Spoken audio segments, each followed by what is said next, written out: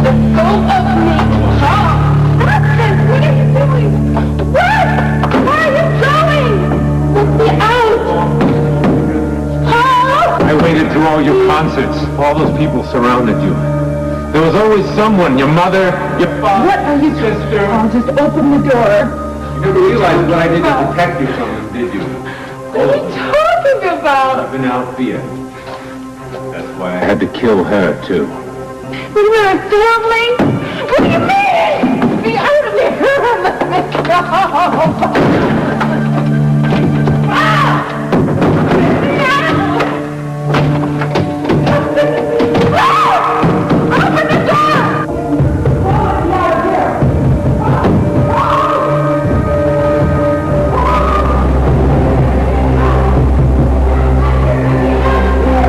Open the door!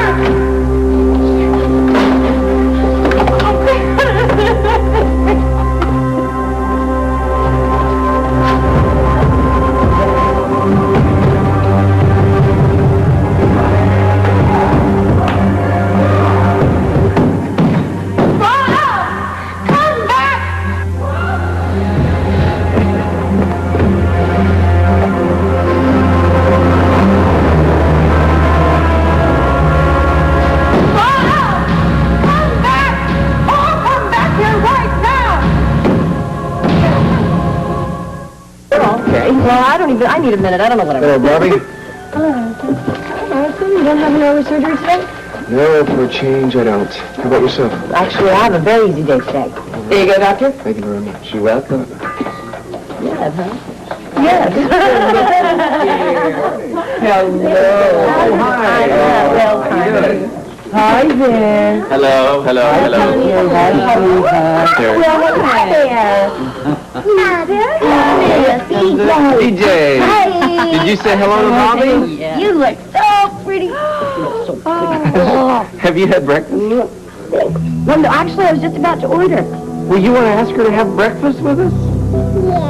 I'd love to have breakfast with you. Oh, good. You're going to come this way? Okay. You want to sit yourself? Sit yourself? Okay. You're a big girl now. Menu for you. I can only give you a couple minutes, Mother. I have a breakfast date. This is much more important than a breakfast date. I am furious with Alan for setting up a court hearing about your grandfather's will without telling me about it, and I'm furious with you for not telling me about it. I want to know what he's up to, besides no good. I brought an extra cup for Master Ned, ma'am. Oh, Jennings, he won't be with me. He has a rather important appointment. Would you like anything else, Mrs. Quartermain? No, thank you, Jennings. Strictly my business. Contesting Edward's will is your business. It's not, Alan. It's family business. It's really rotten of you to wait for the last minute to tell us about our furies. Listen to me, Monica. All that is required of you is to show up in Judge's chambers and state that as Edward's doctor, you found him in a complete senile state before he wrote the codicil to the will. That's it.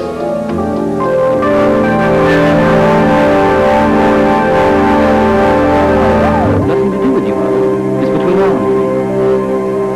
You tell me to do You just do what I tell you, Monica, and don't concern yourself with anything else. I take orders from you, This is what I think is right.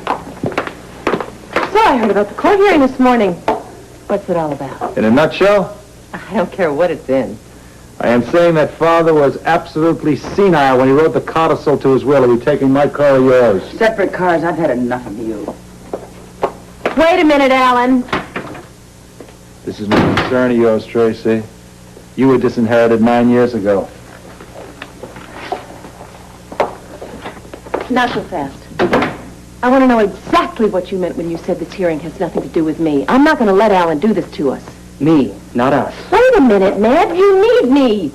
You underestimate your Uncle Alan. No, it's the other way around. Alan underestimates me. And I'll tell you another thing. I'm not going to let him bring charges up against grandfather that might hurt grandmother. She's a lot stronger than you think. I don't care. I still don't want to see her hurt. Are you writing me out of your life? No. You're in it as much as you ever were. Which, if you look back, wasn't much. Do you have any feelings for me? Of course. You know, sometimes I don't know where to turn, Ned. If your Uncle Alan succeeds in taking away your inheritance, you certainly won't be able to... Never mind. If you need someone to turn to, why don't you try Prince Charlie? He doesn't have any money. Besides, he's giving the Dragon Bone back to the Chinese government. Maybe they'll give something back. Why should they? You've already tried to talk Charlie out of it, haven't you? I talked to him. Well, hit him again if that fails. You can always try Nicholas Van Buren. Maybe you can persuade him to talk to Charlie. Maybe he can have an influence on him. I've got to run. I don't want to keep Terry waiting. I'll see you later.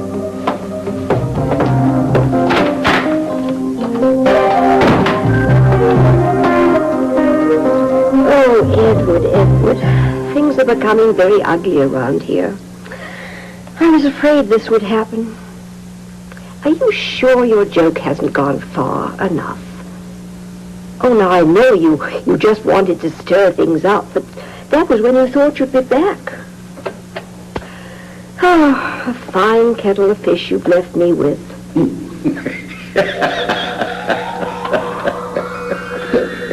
Edward? Edward, dear? It's going just the way I expected. Oh, you're here, aren't you? How nice of you to come by. I never know how long I can stay. Well, then we mustn't waste a single precious moment.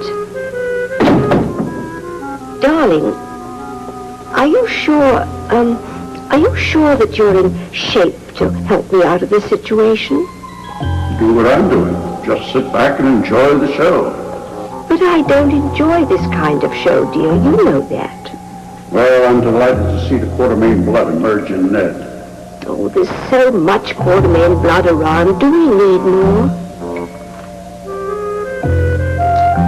Oh, Edward, dear, that's regular coffee. You know you're not supposed to drink any caffeine. In my present state, it doesn't matter in the least. It's one of the perks of being here on the other side. Well, if you say so, dear, but what in the world am I going to do about the family? Just sit back and enjoy the fireworks, dear. Cheers.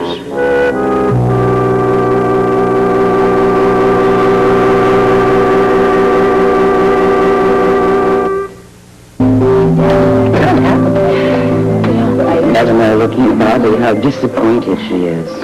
Yeah, I know, but I know her very well. So do I, and when she's got to cover up, she's terrific at it. But I hate that. You do? You want this? Oh, my goodness, look what time it is. I'm going to work. I'm going to have a hard time convincing this one. Oh, you think so, huh? Means you gotta go to work. Okay. I love Call your meal? Almost. Almost. Did you drink all your coffee? Almost. No more coffee for me. Gotta go. You gonna play with me next time I come to see you? Of course. Okay. Oh, great. I'm going to be at the hospital later on. Maybe I'll run into you. Oh, good. How much do I owe?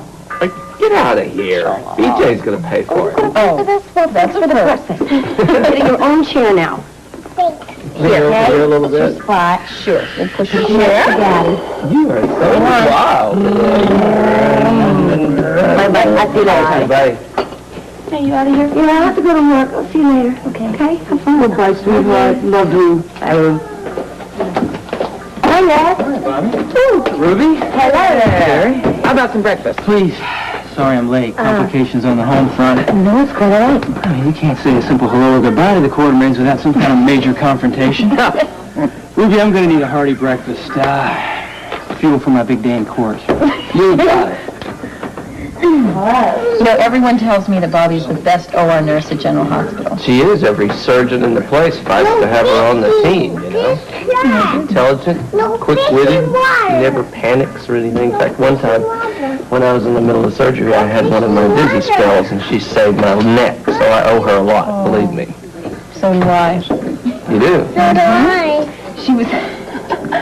She was the first person to really notice how I felt about you. I didn't know that. Please. She also recognized the real struggle that I was having between my personal feelings toward you and my job as your therapist. Bobby made me realize that I did have deep feelings for you, which of course made it necessary for me to resign as your therapist so we could pursue a different kind of relationship. Well, I didn't know that. You didn't? Yeah. That's No. funny, because I thought she would have talked to you about that. You like this? No, she never talked to me about it. We have a kid like this. Well, anyway, that's why I feel that I owe her Hey, so much. guys. Yeah. Don't take on the picture. She's a great lady. Listen, we better get you over to the hospital. Okay. Do you know what time I can pick you up? No, why don't you let me call you about it? Because, you know, when I teach class, everybody wants to stay after class. They want to hear me talk. lecture. Naturally. It's usually the best part. Well, I'll tell you what, I have one patient tonight, and if I get home late, Charlene should be at your place, okay? Okay, see you, everybody. Bye. Bye. The chatterbox. Sweetheart. Anyway, I promise you, your breakfast will be ready in a minute. Okay, thanks.